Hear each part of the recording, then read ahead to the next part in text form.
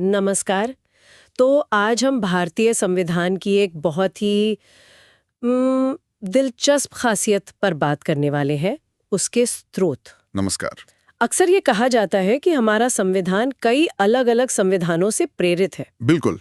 और ये आलोचना भी बहुत होती है कि ये एक उधार का थैला है। हाँ, मैंने भी सुना है। पर देखिए, संविधान सभा में डॉक्टर बी.आर. अम्बेडकर ने इसका एक बहुत ही शानदार जवाब दिया था। उन्होंने कहा था कि हमने किसी की नकल नहीं की है, अच्छा। बल्कि दुनिया के सभी ज्ञात संविधानों को छानने के बाद इसे बनाया है। तो ये नकल नहीं, एक तरह से प्रेरणा है। यही बात इसे दिलचस्प बनाती है। मतलब ये कॉपी पेस्ट नहीं है, बल्कि एक बहुत ही समझदारी भरी प्रेरणा है। हाँ। तो आज हम यही समझने की कोशिश करेंगे। तो चलिए शुरू करते हैं सरकार के बुनियादी ढांचे से। मतलब जब देश आजाद हुआ तो एक प्रशासनिक ढांचा तो पहले से था। क्या शुरुआत वहीं से हुई? हाँ, बिल्कुल सही जगह से शुरू कर रही हैं आप।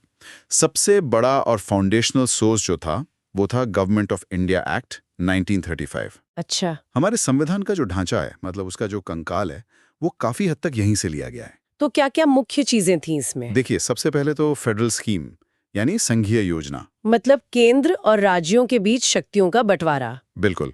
फिर ऑफिस ऑफ गवर्नर यानी राज्यपाल का कार्यालय। ठीक है। इसके अलावा जुडिशरी मतलब हमारी न्यायपालिका का जो पूरा ढांचा है, और पब्लिक सर्विस कमीशंस। यूपीएससी और स्टेट पीएससी? हाँ, उनकी नींव भी इसी एक्ट में थी। और तो और इमरजेंसी प्रोविजंस यानी आपातकालीन प्रावधान और बहुत सारे एडमिनिस्ट्रेटिव डिटेल्स भी यहीं से लिए गए। अच्छा, तो ये तो पूरा ढांचा हो गया, जैसे किसी बिल्डिंग का स्ट्रक्चर तैयार हो गया। लेकिन इस बिल्डिंग को चलाने वाला जो पॉलिटिकल सिस्टम है, मतलब सरकार कैसे काम करेगी, प्रधानमंत्री होंगे, कैबिनेट होगी, ये सब विचार कहाँ से आए? उसके लिए हमारे संविधान निर्माताओं ने ब्रिटिश कॉन्स्टिट्यूशन की तरफ देखा। ये तो स्वाभाविक भी लगता है। हाँ, क्योंकि हम लगभग 200 साल से उसी प्रणाली के आदी थे। तो वहां से हमने सबसे महत्वपूर्ण चीज ली, पार्लियामेंट्री गवर्नमेंट यानी संसदीय सरकार। जिसका मतलब है कि सरकार अपने हर काम के लिए संसद को जवाबदेह है। बिल्कुल। जब तक लोकसभा में बहुमत है, तभी तक सरकार है। फिर आया रूल ऑफ लॉ, मतलब विधि का शासन। कानून सबसे ऊपर है। सही कहा, कोई भी कानून से बड़ा नहीं। फिर संसद में कानून बनाने की पूरी प्रक्रिया यानी लेजिस्लेटिव प्रोसीजर। और एक बहुत जरूरी चीज, सिंगल सिटीजनशिप यानी एकल नागरिकता। मतलब हम सिर्फ भारत के नागरिक हैं, किसी राज्य के नहीं। हाँ, और इसके साथ कैबिनेट सिस्टम और बाइकैमरलिज्म यानी संसद के 2 सदन, लोकसभा और राज्यसभा। यहीं पर मेरे मन में एक सवाल आता है। आपने कहा कि हमने ब्रिटेन से संसदीय व्यवस्था ली, लेकिन ब्रिटेन में तो कोई लिखा हुआ संविधान है नहीं और वहां की संसद सर्वोच्च है। पर हमारे यहाँ तो संसद नहीं, संविधान सर्वोच्च है और नागरिकों को कुछ ऐसे अधिकार दिए गए हैं जिन्हें सरकार भी नहीं छीन सकती।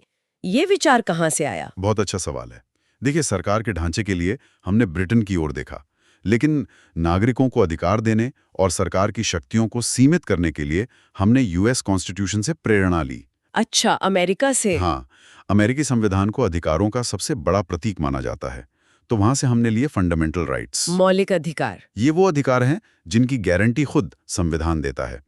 फिर इंडिपेंडेंस ऑफ जुडिशरी यानी न्यायपालिका की स्वतंत्रता, ताकि वो बिना किसी दबाव के काम कर सकें। और जुडिशियल रिव्यू भी तो है। बिल्कुल। जुडिशियल रिव्यू यानी न्यायिक समीक्षा, ये तो आप कह सकती हैं कि संविधान का सुरक्षा कवच है। इसी के तहत तो कोर्ट संसद के बनाए कानूनों की भी जांच कर सकती है। इसके अलावा राष्ट्रपति पर महाभियोग यानी इम्पीचमेंट ऑफ द प्रेसिडेंट और जजों को हटाने की प्रक्रिया भी वहीं से ली गई है। और उपराष्ट्रपति का पद? हाँ, पोस्ट ऑफ वाइस प्रेसिडेंट भी अमेरिकी मॉडल पर ही आधारित है। तो एक तरफ अमेरिकी संविधान से हमें मौलिक अधिकार मिले जो बताते हैं कि सरकार क्या नहीं कर सकती, लेकिन क्या संविधान सरकार को ये भी बताता है कि एक कल्याणकारी राज्य, एक वेलफेयर स्टेट बनाने के लिए उसे क्या करना चाहिए? बिल्कुल बताता है। और इसी सोच के साथ आयरिश कॉन्स्टिट्यूशन से एक बहुत ही अनोखा फीचर लिया गया। डीएसपी? हाँ, directive principles of state policy यानी राज्य के नीति निर्देशक सिद्धांत। ये सरकार के लिए एक तरह से गाइडलाइंस हैं। सही कहा। ये नैतिक दिशा निर्देश हैं कि कानून बनाते समय किन आदर्शों को ध्यान में रखना है। फिर राष्ट्रपति जो राज्यसभा में 12 सदस्यों को मनोनीत करते हैं, वो प्रक्रिया यानी nomination of members to Rajya Sabha possible नहीं है। मतलब हम कोर्ट नहीं जा सकते इन्हें लागू करवाने। तो फिर इन्हें संविधान में रखा ही क्यों? देखिए, इन्हें आप देश का मॉरल कंपस समझ सकते हैं। संविधान निर्माता जानते थे कि आजादी के समय हमारे पास इतने संसाधन नहीं थे कि इन सब कल्याणकारी योजनाओं को तुरंत लागू किया जा सके। अच्छा। तो उन्होंने इन्हें सरकार के लिए एक लक्ष्य के तौर पर रखा कि जैसे जैसे देश सक्षम होगा इन्हें लागू करता जाएगा। ये बहुत दिलचस्प है। अब थोड़ा वापस सरकार के स्ट्रक्चर पर आते हैं।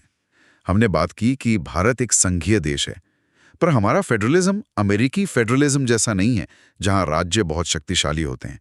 हमारे यहाँ तो केंद्र ज्यादा शक्तिशाली है। ये मॉडल कहाँ से आया? आपने बिल्कुल सही पकड़ा। हमारे संविधान निर्माताओं ने इसके लिए कैनेडियन कॉन्स्टिट्यूशन का मॉडल चुना। कनाडा का? क्यों? इसके पीछे देश के विभाजन का दर्द और भारत की एकता को बनाए रखने की एक मजबूत इच्छा थी। तो हमने अपनाई federation with a strong centre, यानी एक मजबूत केंद्र वाला संघ। और vesting of residuary powers in the centre, यानी जो विषय किसी भी लिस्ट में नहीं है उन पर कानून बनाने का अधिकार सिर्फ केंद्र को होगा। अच्छा, अवशिष्ट शक्तियां। हाँ, और केंद्र द्वारा राज्यों में राज्यपालों की नियुक्ति और सुप्रीम कोर्ट का जो एडवाइजरी जुरिस्डिक्शन है, ये सब कनाडा से प्रेरित है। केंद्र और राज्यों के संबंधों पर बात चली रही है तो एक और चीज आती है, कंकरेंट लिस्ट, समवर्ती सूची। वो कहाँ से आई? वो विचार आया ऑस्ट्रेलियन कॉन्स्टिट्यूशन से। अच्छा, ऑस्ट्रेलिया से। हाँ, कंकरेंट लिस्ट यानी समवर्ती सूची, जिस पर केंद्र और राज्य दोनों कानून बना सकते हैं। लेकिन अगर टकराव हो तो केंद्र का कानून मान्य होगा। इसके अलावा freedom of trade, commerce and intercourse, यानी पूरे देश में व्यापार की स्वतंत्रता और joint sitting of the two houses of parliament, संसद की संयुक्त बैठक। हाँ, किसी बिल पर गतिरोध होने पर जो संयुक्त बैठक होती है, वो प्रावधान भी ऑस्ट्रेलिया से ही लिया गया है। ठीक है, अब एक ऐसे प्रावधान पर आते हैं जो बहुत संवेदनशील है और हमेशा से थोड़ा डरावना भी लगता है।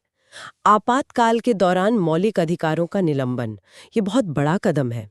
हाँ, ये एक बहुत ही गंभीर प्रावधान है और इसे वाइमार कॉन्स्टिट्यूशन ऑफ जर्मनी, यानी जर्मनी के वाइमार संविधान से लिया गया है। जर्मनी से? हाँ, वहाँ के अनुभव ने दुनिया को सिखाया था कि आपातकालीन शक्तियों का कैसे दुरुपयोग हो सकता है। तो हमारे निर्माताओं ने वहाँ से ये प्रावधान तो लिया, पर साथ में कई सुरक्षा उपाय भी डाले। तो ये है suspension of fundamental rights during emergency. बिल्कुल, लेकिन ये याद रखना जरूरी है कि अनुच्छेद 20 और 21 कभी भी निलंबित नहीं होते। जीवन का अधिकार कभी नहीं छीना जा सकता। कभी नहीं। अधिकारों की तो बहुत बात हो गई, लेकिन कर्तव्यों का क्या? मैंने पढ़ा है कि मौलिक कर्तव्य यानी फंडामेंटल ड्यूटीज मूल संविधान में नहीं थे। सही कहा आपने।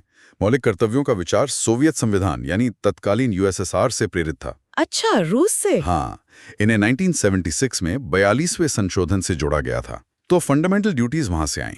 और एक और चीज, हमारी प्रस्तावना में जो न्याय का आदर्श है, सामाजिक, आर्थिक और राजनीतिक न्याय। हाँ, ideal of justice, social, economic and political, इसकी प्रेरणा भी सोवियत क्रांति से ही मिली थी। प्रस्तावना की बात चलिए तो उसमें 3 और बहुत खूबसूरत शब्द हैं: स्वतंत्रता, समानता और बंधुत्व। Liberty, equality and fraternity. ये तो एक क्रांति की याद दिलाते हैं। और वो थी फ्रांसीसी क्रांति। ये आदर्श फ्रेंच कॉन्स्टिट्यूशन से लिए गए हैं। अच्छा। एक तो रिपब्लिक यानी गणतंत्र, मतलब देश का प्रमुख चुना जाएगा, वंशानुगत नहीं होगा। और दूसरे, प्रस्तावना में ideals of liberty, equality and fraternity. ये तीनों आदर्श। हाँ, इन 3 शब्दों ने ही तो आधुनिक लोकतंत्र की नींव रखी। एक संविधान जो इतने साल पहले लिखा गया, उसे आज भी प्रासंगिक बनाए रखने के लिए उसमें बदलाव की गुंजाइश होनी चाहिए।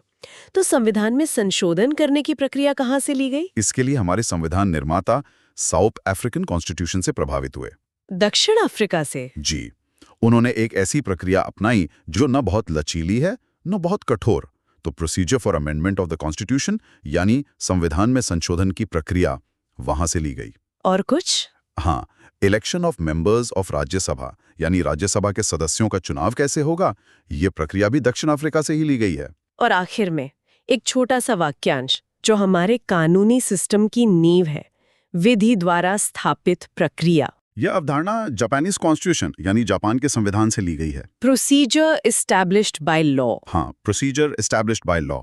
इसका सीधा मतलब है कि सरकार किसी भी व्यक्ति को उसकी जान या आज़ादी से वंचित नहीं कर सकती जब तक कि उसने कानून में दी गई प्रक्रिया का पूरी तरह से पालन ना किया हो। ये सरकार की मनमानी पर एक तरह से रोक लगाता है। लेकिन प्रोसीजर एस्टैब्लिश्ड बाय लॉ और अमेरिकी संविधान का ड्यू प्रोसेस ऑफ लॉ, इन दोनों में क्या मुख्य अंतर है? ये बहुत ही महत्वपूर्ण सवाल है। प्रोसीजर एस्टैब्लिश्ड बाय लॉ सिर्फ ये देखता है कि कानून बनाने की प्रक्रिया सही थी या नहीं, जबकि अमेरिका का ड्यू प्रोसेस ऑफ लॉ ये भी देखता है कि क्या वो कानून अपने आप में उचित और निष्पक्ष है। तो हमने संकीर्ण वाला मॉडल क्यों चुना? शुरुआत में हमने जापानी मॉडल ही अपनाया था, लेकिन फिर मेनका गांधी मामले के बाद हमारे सुप्रीम कोर्ट ने अनुच्छेद 21 की व्याख्या को इतना वसी कर दिया कि अब उसमें ड्यू प्रोसेस ऑफ लॉ का सिद्धांत भी शामिल हो गया है। तो अब भारत में दोनों का एक मिलाजुला रूप लागू होता है। तो ये थी हमारे संविधान के विभिन्न स्रोतों की एक गहरी पड़ताल। यह वाकई अद्भुत है कि कैसे दुनिया भर के बेहतरीन विचारों को चुनकर उन्हें भारत की मिट्टी और जरूरतों के हिसाब से ढाला गया।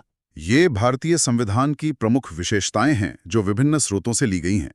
ये किसी की नकल नहीं, बल्कि दुनिया की सबसे अच्छी प्रथाओं का एक विवेकपूर्ण संश्लेषण है।